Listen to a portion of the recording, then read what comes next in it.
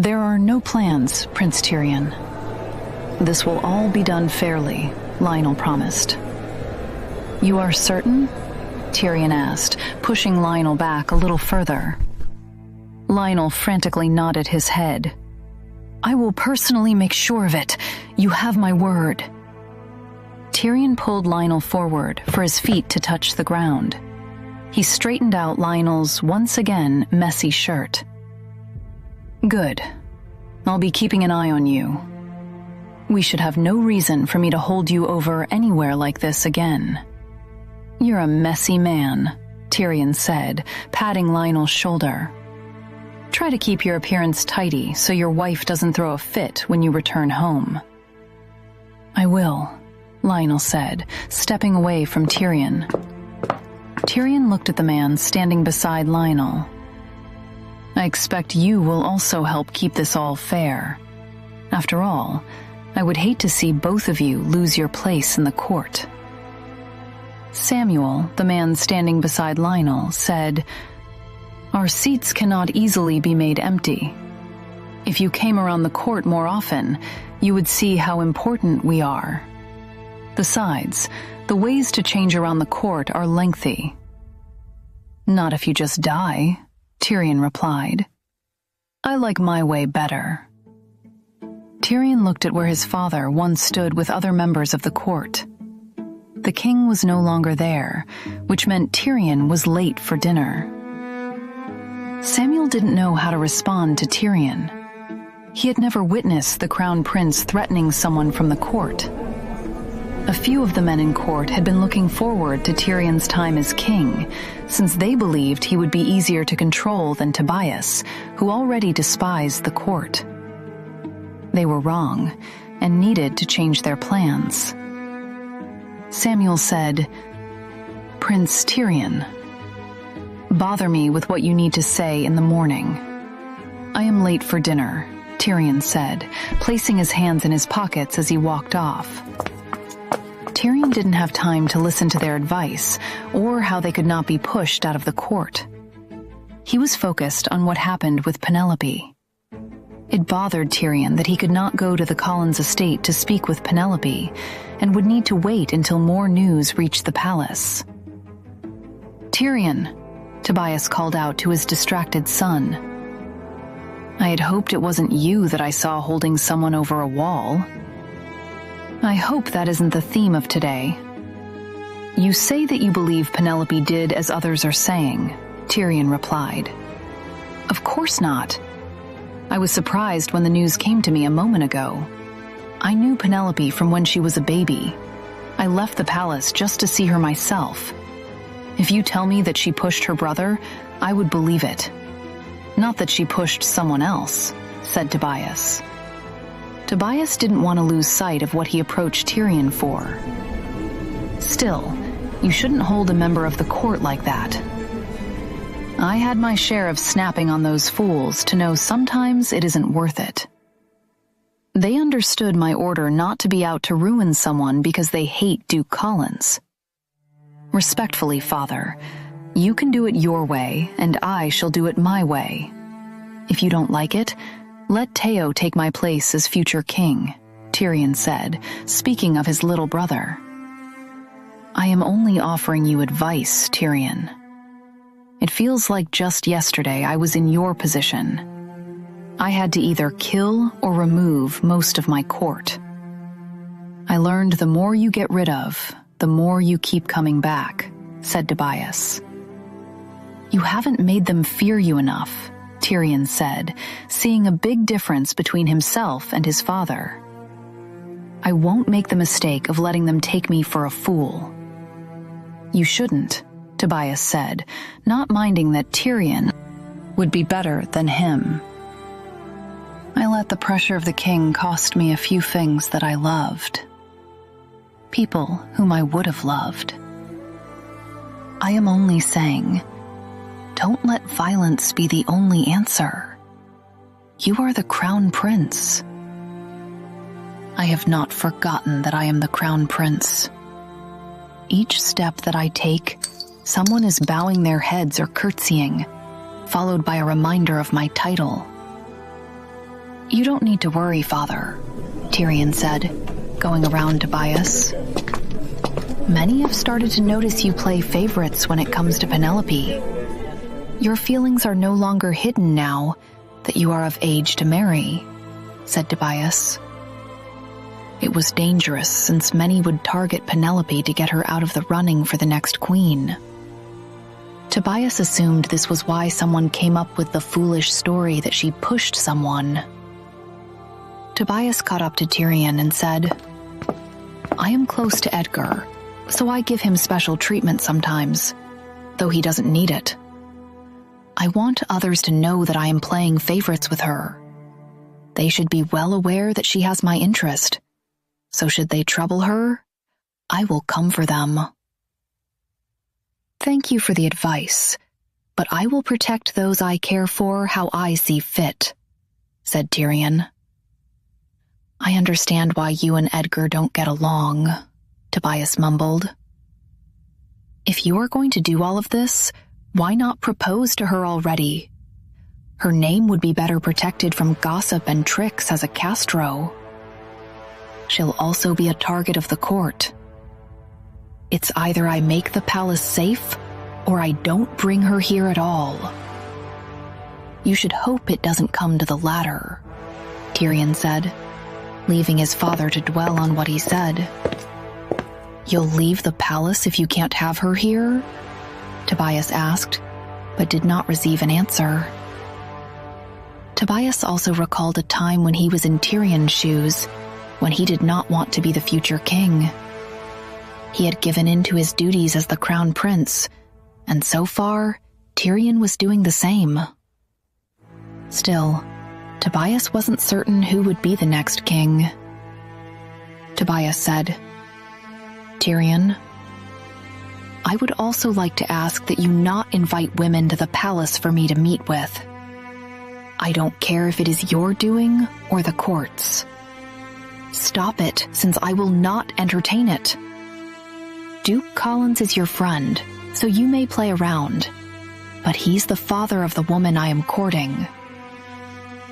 Do not spoil this for me, Tyrion said, hoping his father would be more serious. Warren stood by the door, watching as his mother tended to her hair. She had always obsessed over her looks, and despite not leaving their home, his mother always tried to get dressed up. Warren wondered if in his mother's little world, she still pretended to be the daughter of a baron. He knew she disliked the little life she had now. She had fallen far from grace, but it wasn't all her fault. Stop staring at me, Kate Kennedy said, noticing her son's presence in the mirror. You are too beautiful for me to look away. No one's beauty compares to yours. Since I inherited all my looks from you, I had many women approaching me at the ball yesterday. You should have seen it, Warren said as he entered the room. Kate put down the brush she was using. She couldn't remember the last time she stepped foot in a ball at the palace. She was so used to them when her mother and father were alive. Don't speak about the ball. You know I don't want to hear about it. I told you not to attend, said Kate. I had fun, Mother. I still need to search for a wife. And give her what? Kate questioned, angry that he continued to mention the ball and marriage. Kate had the perfect life set up for her. She was the daughter of a baron. Her beauty was envied by all her peers, and she had been set up to marry a nobleman. But she lost everything. She had fallen far to be the wife of a man with no title, and a son who had nothing aside from the money she had inherited. I work, Warren said, tidying the room as he spoke. Building homes gives me plenty of money, and Father mentioned he had been saving to give me something to inherit. Tell the women you build houses and they will laugh at you, Kate said, since she would have done it years ago. During the time she was the most sought-after young lady in Lockwood, Kate would have never batted an eye at any man like her son or husband. Stop going to balls looking for a wife. It's pathetic. No young woman there will want a man like you. You should look around where we are and settle with someone who shares the same status, said Kate. Warren wanted to ask if his mother had settled, but he did not want to upset her. I do not know if Father told you, but men from the court came around again. You have to decide what you are going to do with that home. Do not speak of it, Kate said, gripping her dress. The day she left the home belonging to her first husband was the last day she ever wanted to hear about it. What was she to do with a home belonging to a man who kidnapped women and killed them when they did not please him with their behavior? Kate never wanted to hear of that home again. Why don't you just sell it instead of keeping it in your name? You could finally be rid of it, Warren suggested. Then their family would have the extra money they needed. Kate picked up the brush and turned to throw it at Warren. Unfortunately, from the force of the way she turned, she slipped from the chair and fell onto the floor. Kate could not raise her head to look at Warren. She did not want to ask for help, though she desperately needed it. Instead, Kate tried once more to get her legs to move. Warren came to his mother's side to move her, only to be pushed away. I was only trying to help, he said. Kate grew angry that she could not feel her legs. She once again had to rely on someone to move her around. First it had been her late uncle, and now it was her husband, along with her son. She was helpless. Warren hated seeing his mother be so weak. He wanted to see the woman she spoke of from her past, who ruled her peers. Warren knelt beside his mother, waiting for her to give in to the fact that she could not move her legs. You should have just killed her, he said, upset that his mother had not gone all the way to get rid of her sister. So you wouldn't have ended up like this. You should have killed her. Why does she get to have a happy ending while you are like this? Warren wondered. This wasn't fair. Why was life so unfair for his mother? Warren believed his mother had already paid for her past wrongdoings, yet she was still being punished. Why wasn't it enough that she lost her parents and could no longer walk? Or that she married a man who almost killed her? You want to get revenge, don't you? Warren asked, knowing his mother still hated the Duchess. Warren had overheard his mother muttering about Alessandra having the life that was meant for her. It was during the moments when his mother would claim there were voices in her head telling her to do things. Kate remained silent. She wasn't the same silly little girl to go after a duchess. And what could her son do? Warren sighed. His mother failed to realize that he would do anything for her. Warren carefully picked his mother up and said, "Her daughter pushed someone today. Maybe that young woman won't be able to walk. They've gotten away with too much for years, Mother. Even if you don't want revenge, I want it for you. I'll get it." Warren already had his plan set in motion to go after the Collinses. One by one, he would pick them off. But he first wanted to start with the Duchess. Kate rested her head against Warren's shoulder. It was all she could do as he carried her. Kate got a glimpse of the outside world from the window they passed by. She was curious how the town looked now after all these years. but she did not want to go outside to show the world what she had become. Lockwood's memory of her should be the young, beautiful Kate, who was adored by many and had wealth at her fingertips. The current Kate wasn't the woman anyone knew, and she still hated the ones who placed her in this position. There was one maid and a groundman employed to look after the home. It was thanks to the old money Kate inherited and money her late uncle pooled together to invest in businesses around the town that their little family had money to survive.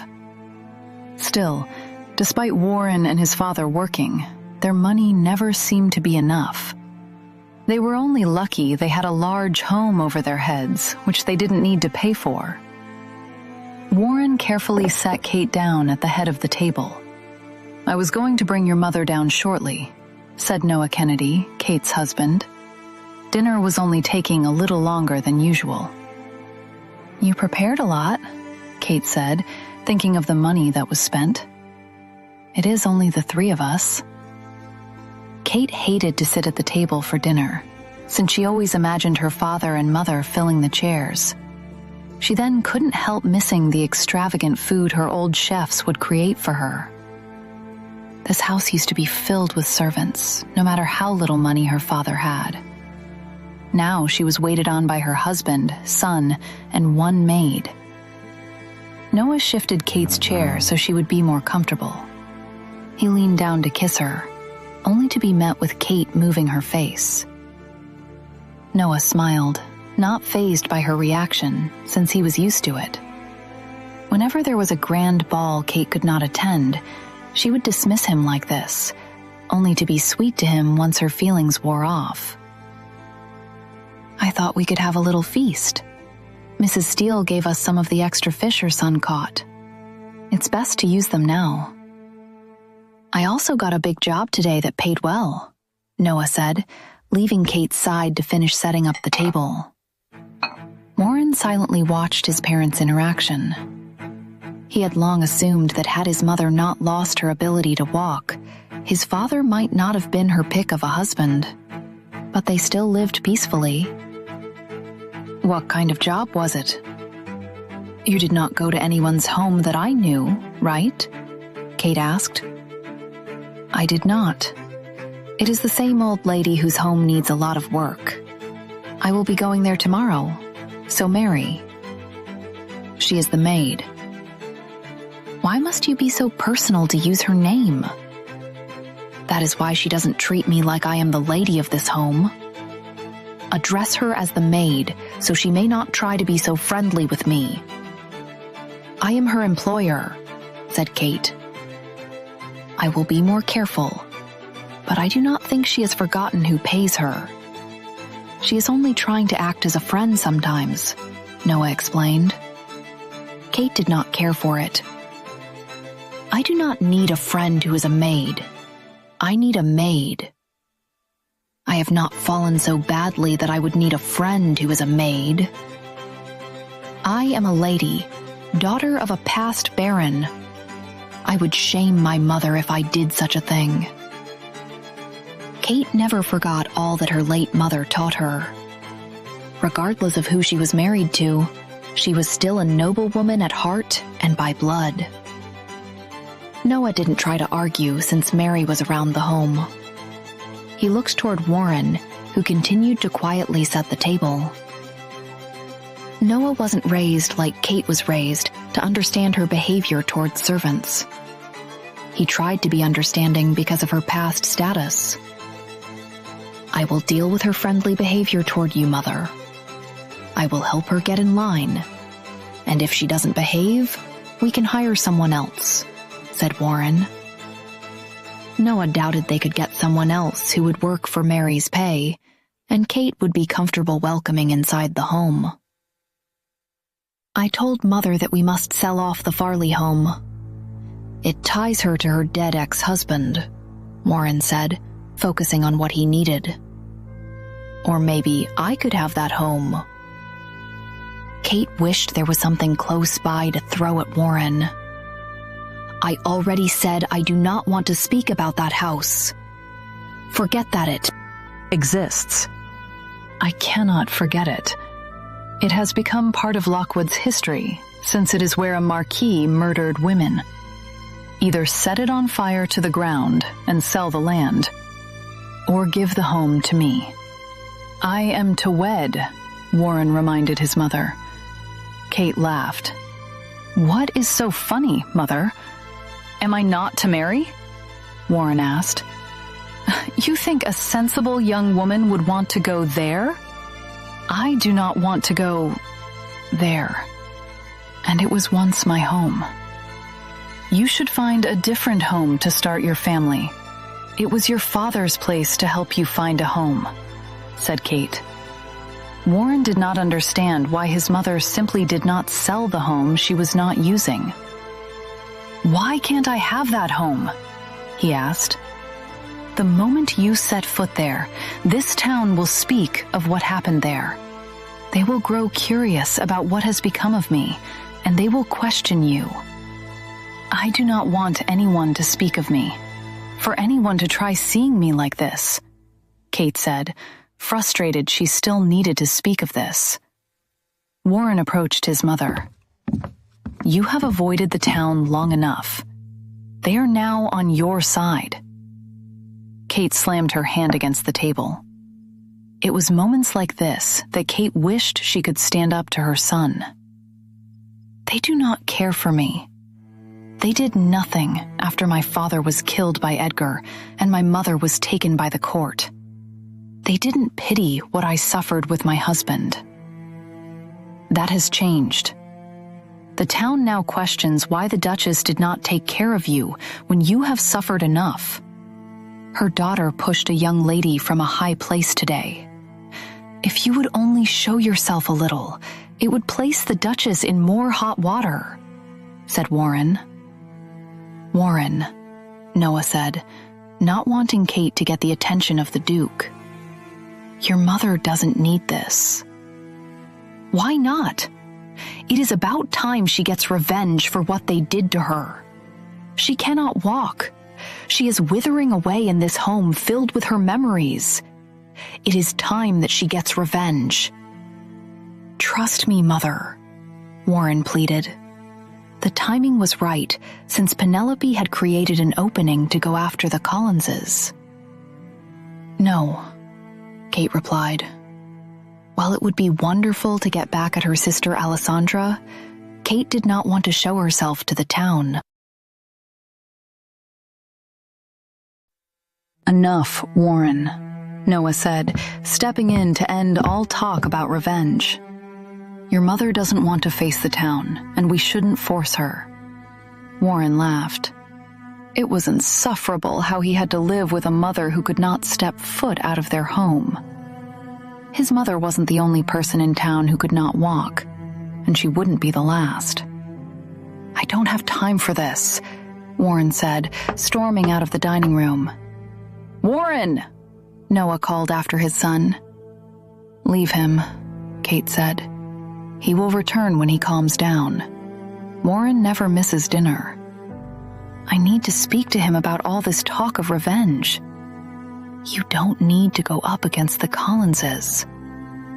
Your life is peaceful, Noah said, hoping Kate continued to realize this. I hate the life that I have now. I want my old life back. The life when I could get dolled up, or my name would be on countless invitations. I was envied by everyone, but now look at me. I cannot walk, and my home is empty, Kate said, frustrated over the state of her life. How did it get like this? Kate wished to be among the women who were parading their daughters around the town. She yearned to recreate the moments she once had with her mother. Our home is not empty, Noah corrected Kate. It is empty in my eyes. You must enjoy that I am unable to walk. How else would you have found yourself with a woman like me? We would have only crossed paths in the past with you working in my home had I not ended up like this. So you must be loving this, Kate said, annoyed by Noah's presence. Noah bit his tongue before he replied, "It is time for dinner to start. I do want revenge. I hate it here, and I hate that my life did not go as I planned it. She should have died. She was to go with William, and I was to end up with a duke. I want revenge, and as my husband, you should do it for me," said Kate. Kate wanted revenge only, but only where she didn't need to leave home. "I am no match for who you want me to go up against. Our lives are peaceful here, Kate.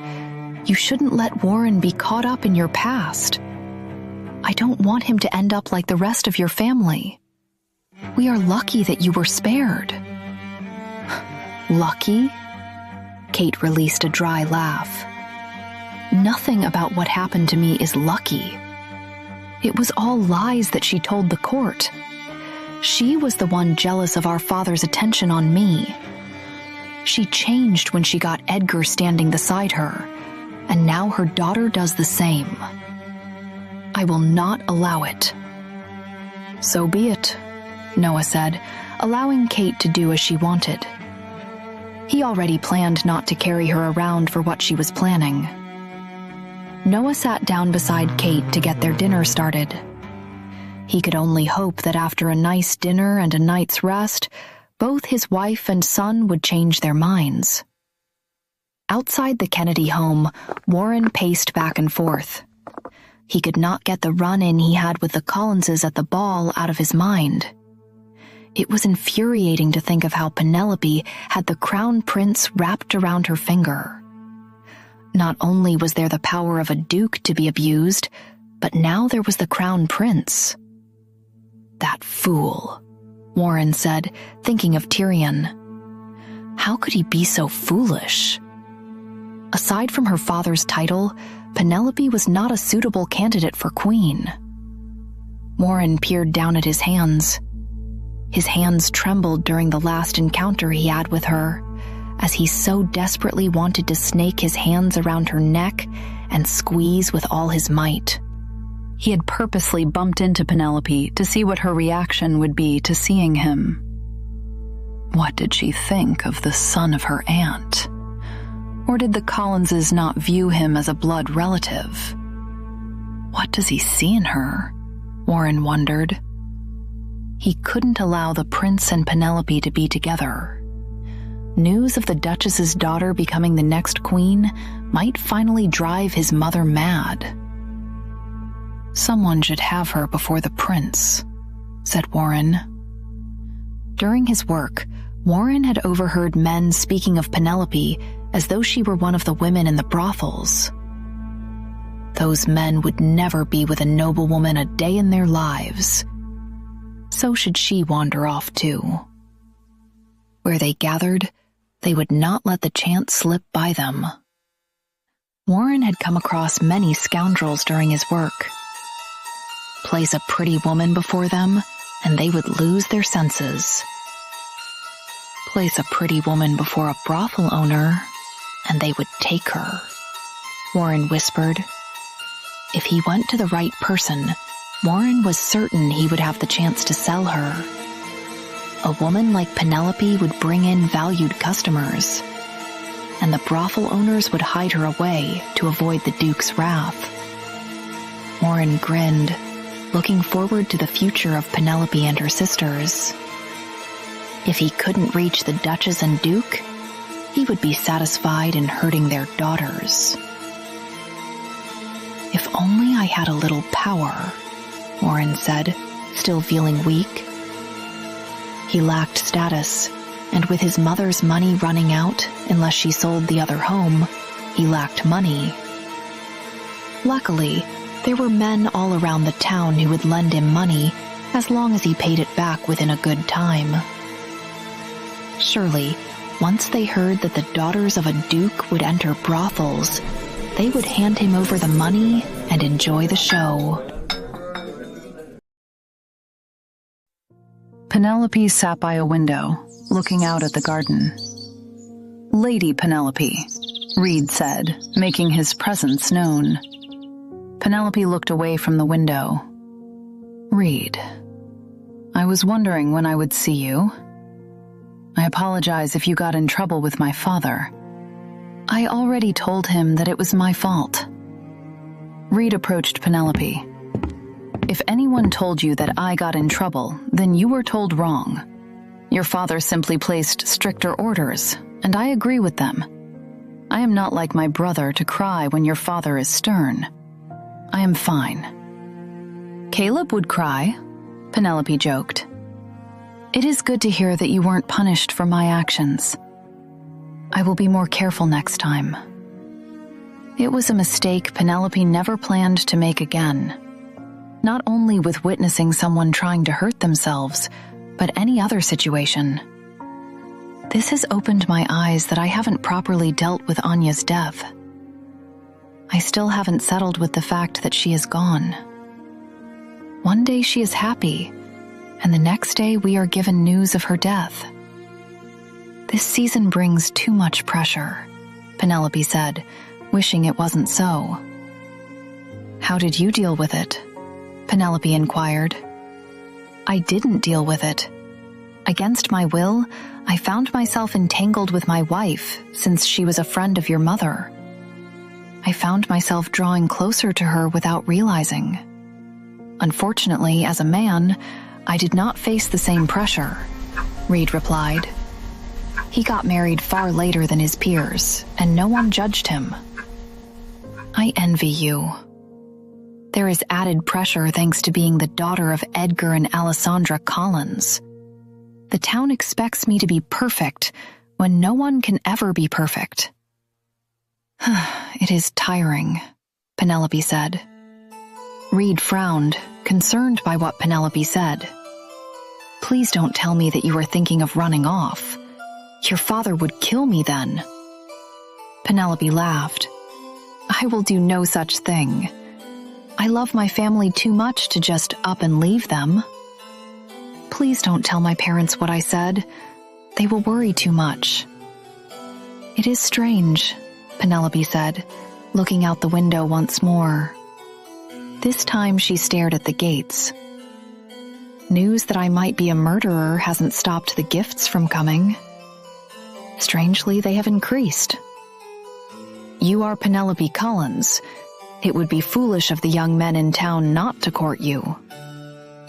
Anyone could speak ill of you as they like to damage your name, but that will never change your father's wealth, said Reed. That wealth is what they are after. Not just suitors, but some of the young ladies who approached me to be friends thought they would get extravagant gifts. The gossip starts when they realize I do not give out gifts without a proper occasion, Penelope said, standing up. Penelope led the way to find her siblings. Anya was a rare, pure-hearted friend, which was why she was greatly missed. I must inform you that on my way to find you, I witnessed a royal messenger delivering a letter. I don't think it was for your father or brother, said Reed. Do you want me to slip it away and bring it to you? Reed asked. Penelope looked over her shoulder at Reed. Since when do you enjoy delivering letters from a suitor? I do not, Reed replied. He wasn't interested in all the courting going around the town, but he did think a letter from the prince might change Penelope's spirits. Good. Leave the letter where it is, Penelope replied, sticking to her plan of ignoring Tyrion's advances. It was pointless to indulge in it when she would not enter the palace as his wife. Reed, how long does it take a gentleman to move on from a lady they fancy? Penelope asked, seeking an honest answer. A few days. If you are speaking of the crown prince, he is a scoundrel. They are less likely to ever give up, Reed answered. I see, said Penelope. Penelope toyed with her fingers. She grew curious about what Tyrion had written to her. Perhaps it is wrong of me not to see what a prince took the time to write. I will get the letter myself, Penelope said, wanting to avoid Reed being caught by her father. My father is on the training grounds, right? He is. Wonderful, Penelope said, picking up the pace. Penelope went down to the ground floor toward the table where all the letters were placed before they were organized to be sent out. Gerald, Penelope greeted the butler. It is a wonderful day, isn't it? Penelope searched the letters for one with a royal seal. She smiled when she found it, only to frown when she turned it over and saw her brother's name. Is this the only letter from the palace, or were there more sent to the rooms already? Penelope asked. It is the only one I have seen all day. If you are expecting a letter from the palace, I will keep an eye out for it, Gerald offered. No, Penelope replied, placing the letter back where she found it. I am not expecting anything. Excuse me, she said, walking away from the table. I was wrong. The prince might be a gentleman since he no longer cares enough to send a letter. Isn't this what you wanted? Reed asked, though he saw Penelope's disappointment. Reed knew he was playing with fire, but he enjoyed every bit of the growing romance between Penelope and Tyrion. This romance was what the king yearned for, while the duke greatly wanted it to never happen. It is what I wanted, Penelope said, moving on from the letter. It is good he did not send any, since I would have to respond. I am not in the mood to speak of what happened with Sarah to anyone. What time are we leaving? Despite what she said, Penelope was surprised Tyrion had not written to her. It could be that he knew well that she didn't hurt anyone, so he wasn't worried. Still, the Tyrion that she was used to would reach out to her by now, Penelope thought, shaking her head as though it would help rid her of her thoughts. Perhaps he is busy preparing to be king. Get a hold of yourself. You have other things to concern yourself with. Melanie Harris, Penelope's maternal grandmother, would visit the town once in a while so she could be with her grandchildren. Penelope tried not to share that she did not wish to frequent her grandmother's home anymore, so there wouldn't be any accusations of someone poisoning her mind. More importantly, Penelope didn't want to spoil the visit for Isabel. You should smile, Lily advised Penelope. It is our fault for not telling Mother or Father that these visits bore us. Mother's name will come up at some point, and if it does, I do not know if I will be able to bite my tongue. You must. Mother doesn't need any more drama, said Penelope. She wouldn't be pleased to hear that we are forcing ourselves to come here. To think this home used to be so much fun for us in the past, but now I can hardly look at it and not be upset, Lily said, questioning her decision to go inside. Penelope was the first one to follow Isabel inside. We didn't know the full story then. I have caused enough trouble for this family, so I will also try to hold back. Lily caught up to Penelope and said, We help each other when it becomes overbearing.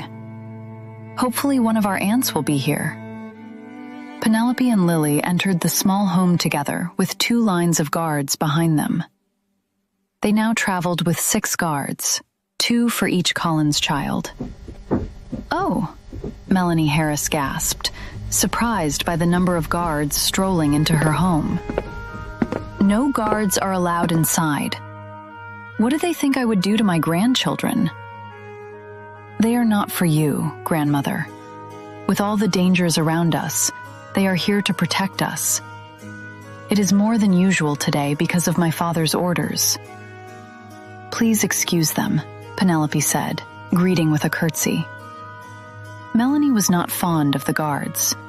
Her grandchildren always came with guards from their younger days, and there had been plenty of times Melanie caught the guards scrutinizing everything she did.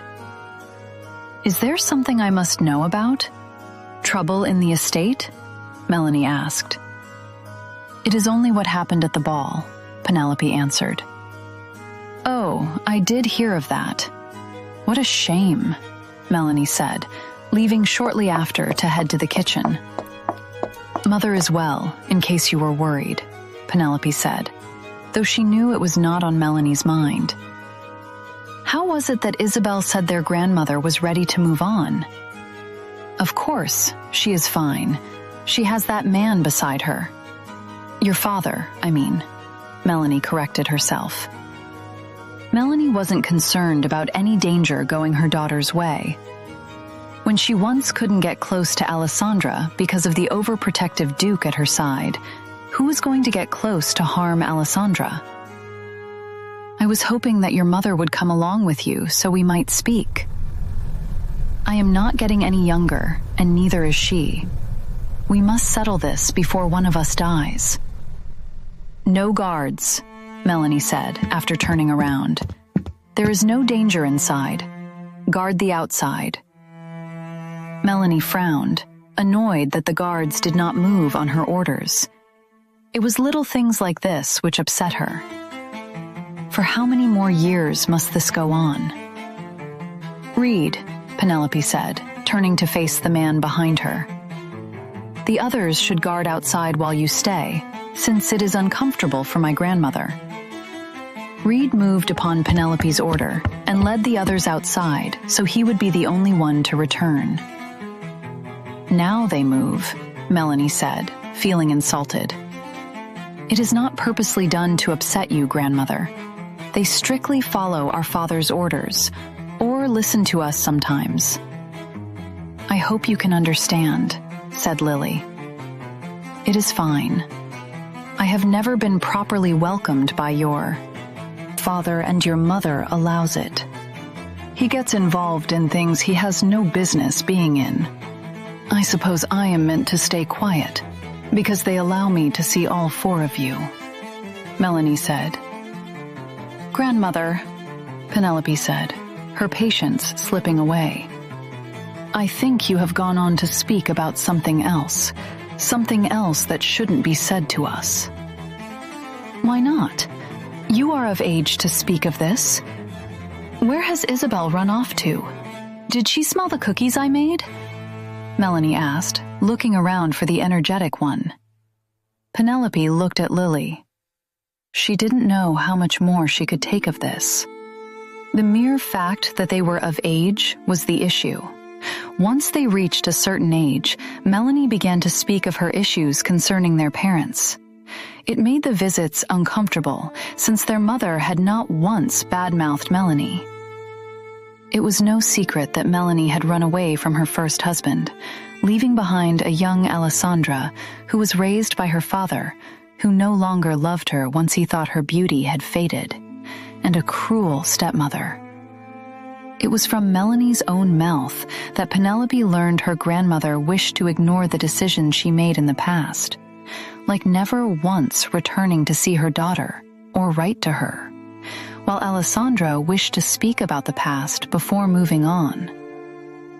Respectfully, grandmother, Penelope said, stopping for a moment after Lily touched her hand. She smiled to make what she had to say easier to hear. I don't want to hear about your issues with my mother. I don't like feeling in the middle. Melanie placed her hand on her chest. Surprised Penelope felt like she was in the middle. I don't believe I have placed you in the middle. It must be something you heard from your mother or father.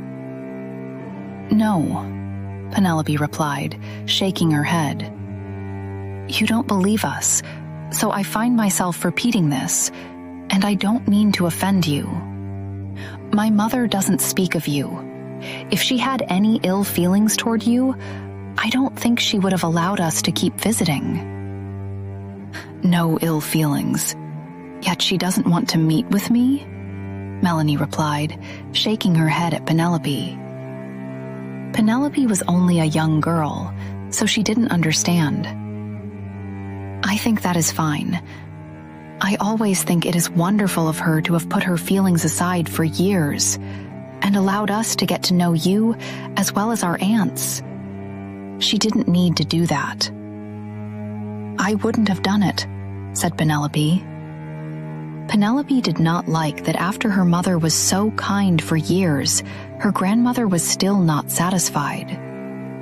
Melanie was not fond of Penelope's backtalk. You are far out of line, she said.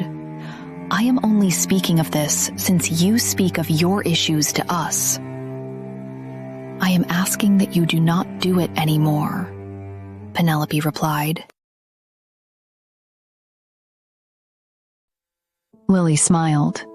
Seeking for her to be against Penelope would be no different than expecting pigs to fly.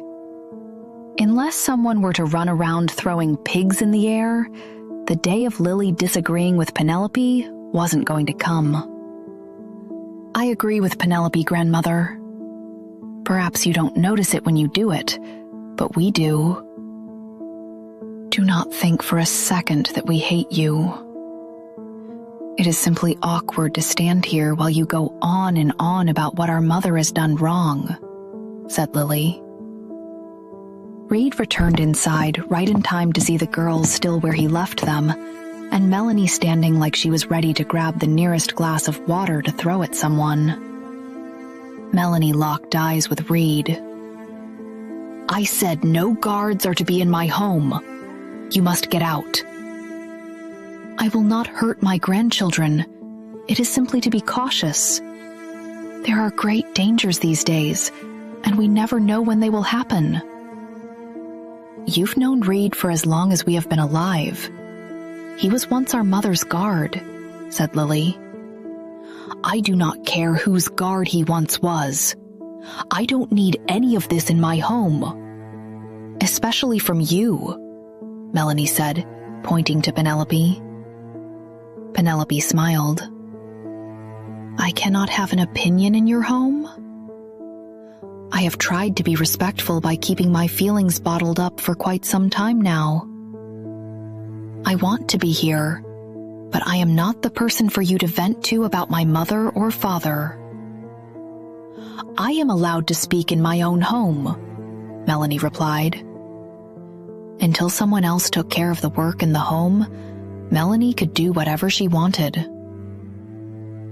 I have raised my girls to be respectful of their elders. Your mother missed that teaching for you, said Melanie. Well, it is unfortunate that you did not raise her, so perhaps it was something she needed you around for. Still, my mother has taught me to be kind, and she has taught me to be truthful. The truth hurts sometimes, doesn't it? Penelope questioned, looking at Lily. Lily nodded her head. Father says it's better to be honest than to be lying all the time. But not everyone will enjoy honesty. Mother says to be kind when speaking the truth.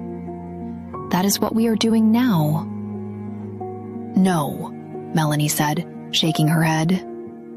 You are being disrespectful.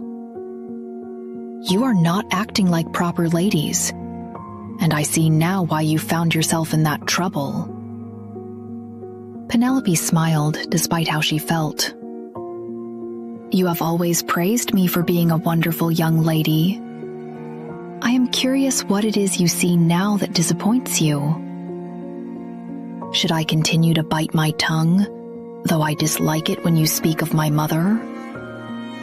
Penelope continued. You may think what you want of my mother and express it to others, but I am her daughter. Sometimes it feels like you wish to get in my ear and turn me against my mother. Melanie could not believe the words coming out of Penelope's mouth. Do you hear yourself? You are making me sound awful. I am not a puppet master, therefore I cannot make you do anything. It is you who behaves that way, and it is very disappointing since I adored you. I have felt this way for a little over a year now. I I have realized what you did during our time here, said Penelope. Penelope had been too innocent in the past not to notice Melanie sometimes trying to turn her against Alessandra. I have wondered if you sought to paint my mother as a bad mother so you would feel better about yourself. My mother raised us well. She puts us before herself. She is not the monster you want to create in our mind, Penelope said. Isabel rejoined the group with a few cookies in her hands. She was puzzled by the tense atmosphere. I have tried over and over again to make amends with your mother. She refuses to move on from the past and tries to make me out to be a cruel woman. I ran away from her father to find happiness. What was so bad about that? I have apologized for leaving her, Melanie said. How was she to know Alessandra's father would not take proper care of her, that he would marry a woman who would be cruel to her daughter? Melanie left Alessandra in the hands of a baron. It was better than taking her daughter along with her when she was uncertain of where she was going. As for not writing any letters, Melanie wanted to forget her past then, just as she wanted to forget the past now. Melanie did not want to hear the stories of what Alessandra endured under her father's care. She was old and had no time for it. Why does your mother want to live over those moments by bringing them up? We must move forward. Now you speak to me like I am some terrible mother or grandmother. I am not perfect, and neither is your mother. I have heard of many flaws, Melanie said, regretting the words as they left her mouth. My mother never claimed to be perfect, but as many flaws as she might have, she has never abandoned us. I will take her flaws over that any day. I don't want to be here, Penelope said, a weight lifting off her shoulders. Penelope no longer wanted to bite her tongue. She no longer wanted to be in places where she didn't feel comfortable or where she didn't belong. This wasn't making her happy, and on top of what was happening to their family, Penelope had no time for this. I don't want to argue, and seeing that my feelings will not be understood today, I will leave. My sisters may stay, and I will have the guards escort me home. Thank you for having me, grandmother, Penelope said, curtsying. Melanie couldn't pinpoint how they could have gotten to this point. Penelope used to be such a sweet little child, and now it was like someone had poisoned her mind. Taking a guess, Melanie believed it was Edgar who turned the children like this. I shall join you, Lily said. You can stay, Isabel. We can leave 4 guards with you. No, Isabel replied, walking toward her sisters. I will join you. Isabel still didn't understand what had happened, but if sides were to be taken, she would be on her sister's side. She did not, and you didn't need to leave with us. We wouldn't have felt betrayed, and we would have sent the carriage right back, said Lily. I came with you, so I shall leave with you. It is what we always do, and I will not change it now. Fine, Isabel said, giving up. Keep your secrets. I do not like that you are twins. You keep far too many secrets from me. You also have secrets between you and Lily, do you not? Penelope asked. I do not, Isabel replied. Then what happened to the shoes Aaron sent with the new dress? Penelope asked, speaking about the dressmaker. Isabel bit her tongue. She had forgotten about the shoes she had taken. Only Lily knew the truth. See, I also have secrets from you that I do not let Lily know of. It is how it goes, Penelope said. averting a big problem as Isabel calmed down. Penelope looked out the carriage window, her mind now going back to the royal letter. She could not help thinking of how strange it was that Tyrion did not send her a letter. How busy was he? Penelope was certain that Tyrion spent his time slacking off in the palace. "Is it the prince that holds a big place in your mind, dear sister?" Lily said, smiling whilst Penelope glared at her when she looked away from the scenery. "I cannot help it. Like everyone else, I am curious. If you do not want the prince, can I have him?" Penelope frowned, annoyed that Lily would make such a joke. "Since when do you care for him?" "I do not. I only wanted to see you upset, and it was worth it. If only you could see your face." "Oh, wait," Lily said, realizing she could show Penelope.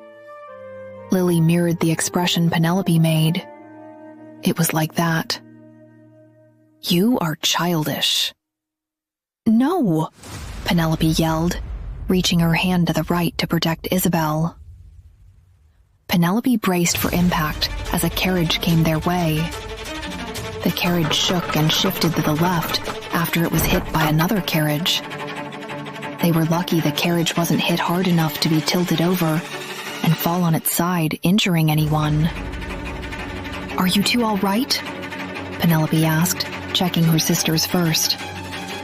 Both Lily and Isabel nodded their heads. Penelope looked outside to see what had happened with the other carriage. How could someone be so careless as to let that happen?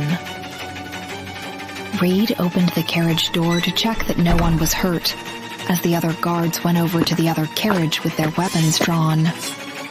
Accident or not, it was a serious matter that the carriage collided with their carriage.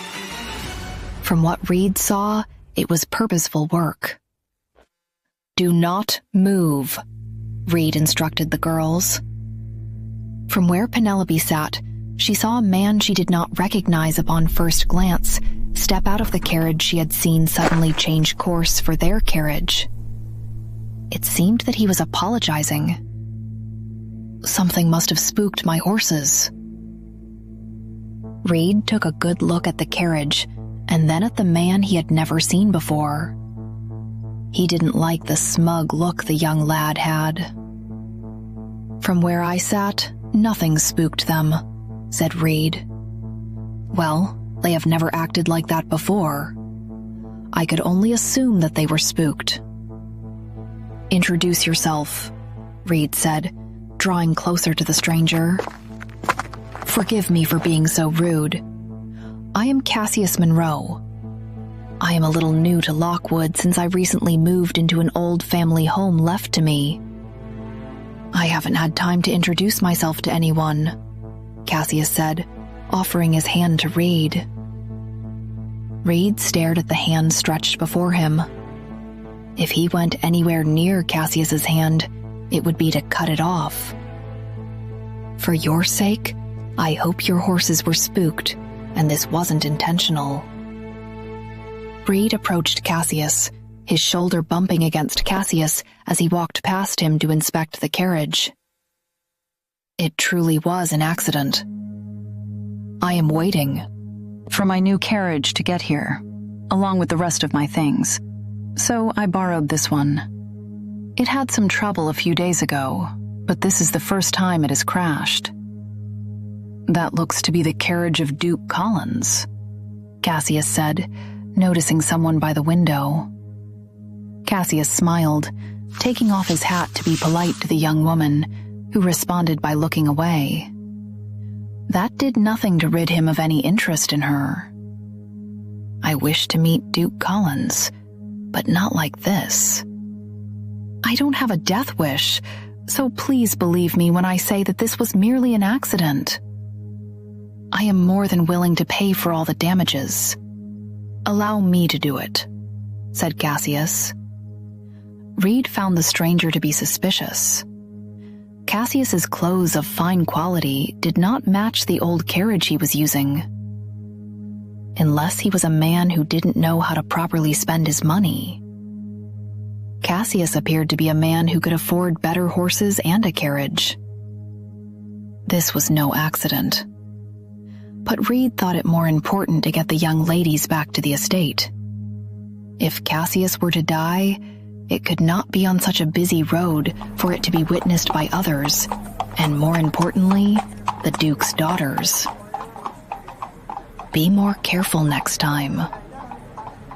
You must choose your battles wisely, Reed said, going back to the carriage. The longer they stayed here, the more they welcomed danger to fall upon them. Cassius looked away from the young woman in the carriage to the man walking by him. Oh, trust me, I always pick my battles carefully. I am fond of you.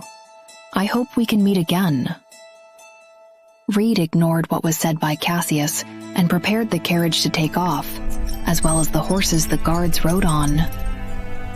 He would remember Cassius's name well, since he intended to look into who Cassius was and what business he might have with Edgar.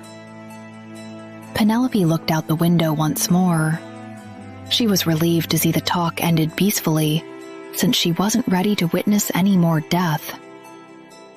When the carriage started to move, Penelope got a better look at the man standing outside. I have seen him before, Penelope said out loud. It was on the tip of her tongue where she saw him, but Penelope couldn't think of it now. Penelope did not enjoy the way he smiled, as though he thought what occurred was funny. Another foolish man is here, said Penelope. Tyrion tapped his fingers on the table before him. It was getting late. A little too late, since news of what happened with Penelope was long spread around. But he didn't get the chance to speak to her. Tyrion was certain that Penelope would be fine, but he had to see her. He needed to see with his eyes that she was fine, since the gossip about her was getting out of hand. It wasn't yet determined that Penelope had purposely harmed anyone, but the town ran with it, taking delight in having something to talk about regarding the Collinses. It was all Tyrion heard about all day, which dampened his mood. Prince Tyrion. Tyrion's gaze flickered over to the man who called his name, like a young woman excited to see the crown prince. He was starting to get the feeling that the men from the court adored him a little bit too much. Speak, Tyrion ordered the man. Arthur Finch cleared his throat. There is a matter of the next ball you must attend. You fools brought me here to speak about a ball? Why? Do you want to know what I am wearing so you might match it? Tyrion asked, annoyed. No, Arthur replied. It concerns the young ladies who will be in attendance. It is important for you to go there. That didn't require me coming to the court. Don't you have anything better to do? We should be speaking on matters of the kingdom, not on a ball, Tyrion said. Oh, but this is important. I am arranging for a princess from a neighboring kingdom to visit our town to get to know you better. It would strengthen our ties with them and make up for not having your aunt marry their prince, said Arthur. I am against it, Tyrion responded. What? Arthur stuttered, confused as to why Tyrion didn't like it.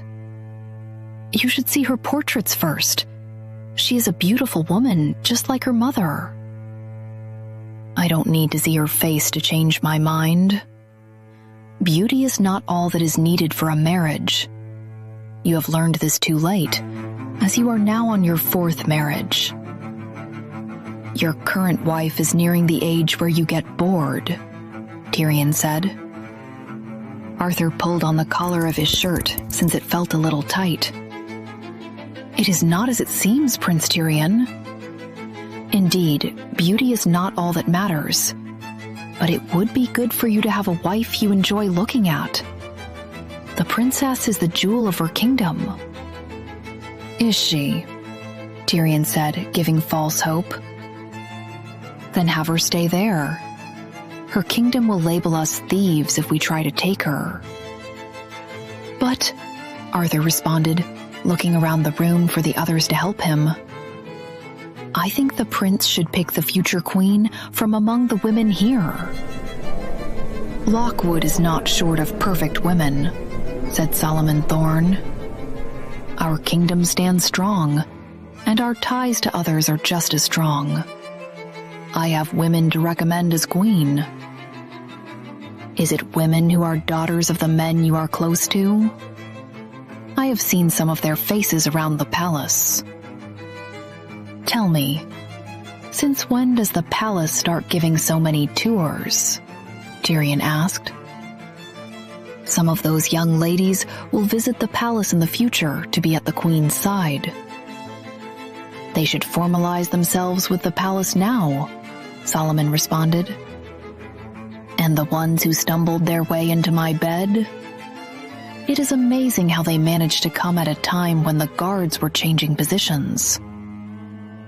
Rather than have them try to be queen, we should place some of them in the army," Tyrion suggested. "Don't be absurd, Prince Tyrion. A woman has no place in the army," Arthur said, certain there was something wrong with the prince. Tyrion smiled. "You do know that the border is led by a woman, and—" "She is preparing her daughter to take her place?" "The people at the border are different. We are far more civil and advanced than they are. A woman has no place running any land. They are for having babies and serving their husbands." "I will look into how those women got to your bed," Arthur promised. "You will look into it so you may cover your tracks?" "Your niece was among the women walking around the palace. Do not smile, since I didn't take notice of her because I am fond of her. I simply like keeping an eye on you and your families," Tyrion revealed. Tyrion stood up.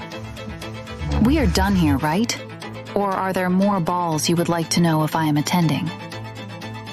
"There is the matter of the incident which is spreading fast around the town regarding the Collins girl, Penelope Collins. I would expect a member of the court to be able to properly address the daughter of a duke, even if you despise her father," Tyrion said, annoyed by the smile Solomon wore. Every man in this room knew what they were doing. They thought of themselves as more important than the royals and even the nobles around the kingdom. "You're right. Penelope Collins has a lot of bad gossip surrounding her. I am hearing many rumors about her which could affect you and all the Castros. Now would be a good time to distance yourself from the Collinses," Solomon suggested. "I am only looking out for your best interest. You must think I am a fool. The Collinses and Castros have strong ties that will not be broken by rumors." "You shouldn't believe rumors, Solomon. They are created by people who talk too much and add to stories they created in their minds," said Tyrion. "Many rumors I have heard turn out to be true, so I will continue to listen to what is being said around the town. I suggest you do the same, Prince Tyrion." "Is that so? Then the rumors that you sold your daughter out to a man twice her age to cover your debts must be true." "I might ignore rumors, but I am still forced to hear certain ones," Tyrion said, more than willing to share what he heard about Solomon. "This is not the time nor the place for my daughter to be mentioned." "This has nothing to do with her," Solomon said, angry that the prince spoke of his family. "Don't be upset, Solomon. After all, we are only speaking of rumors we heard," Tyrion replied.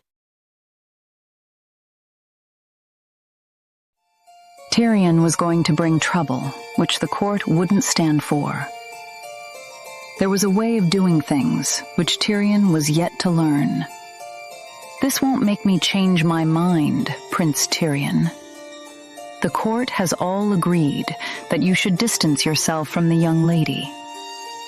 Just for a moment, Solomon said, to sway Tyrion. We have all noticed your interest in Miss Penelope Collins. Solomon understood why a man like Tyrion would be so invested in a young woman like Penelope. There was no denying that Penelope inherited her mother's beauty, which made her stand out among her peers. If Solomon were a few years younger, and Duke Collins were not a difficult man, he would ask for her hand, or consider arranging something with his son. She is a beautiful woman, but right now, bad gossip follows her. The town has already made up its mind that she is cursed like her mother once was. We don't need you to be the hero to save her from this gossip, said Solomon. Duke Collins will find a way to shield his daughter from the town. We are certain of it, Arthur said to back up Solomon. You must focus on finding a young woman without any incidents. The palace will need to explain. The sooner you marry, the better. It is not the court's place to get involved in who I will wed. You may only offer advice, and I can choose to ignore it. I am choosing to ignore it. This meeting is done, Tyrion announced, so everyone could proceed to leave. That girl is going to ruin you, Solomon warned Tyrion. No one in the court wanted the daughter of Edgar Collins to become queen. It would make the Duke more powerful than he needed to be.